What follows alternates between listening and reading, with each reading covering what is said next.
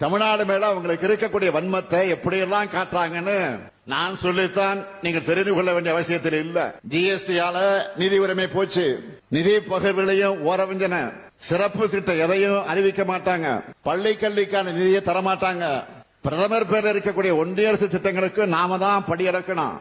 இதெல்லாம் போதாதுன்னு நீட், தேசிய கொள்கையினை கல்வி வளர்ச்சிக்கும் தடை, கீழடி அறிக்கைக்கு தடை, எல்லாத்துக்கும் மேல தொகுதி மறுவரைகரை, இப்படி தமிழ்நாட்டுக்கு வஞ்சகம் செய்வதையே ஒன்றிய பாஜக அரசு வழக்கமாக செய்து கொண்டிருக்கிறது. தமிழ்நாட்டை 3 முறை மிகப்பெரிய பேரிடர் தாக்கி ஆயிரக்கணக்கான மக்கள் பாதிக்கப்பட்ட போதெல்லாம் உடனே வராத நிதி தராத ஒன்றிய நிதியமைச்சர் இப்போது கரூருக்கு மட்டும் உடனே வருகிறார். மணிப்பூர் கலவரம், குஜராத் விபத்துக்கள், கும்பமேளா பலிகளுக்கெல்லாம் உடனே விசாரணை அனுப்பாத பாஜக கரூருக்கு மட்டும் உடனே அனுப்புறாங்கன்னா தமிழ்நாட்டு மேல இருக்கிற அக்கறையால கிடையாது. இங்கதான் நீங்க கவனிக்கணும். அடுத்த ஆண்டு தேர்தல் வருது. இதுல ஏதாவது அரசியல் ஆதாயம் கிடைக்குமா? இதை வச்சு யாரையாச்சும் மிரட்டலாமா, உருட்டலாமா அப்படின்னு பாக்குறாங்க.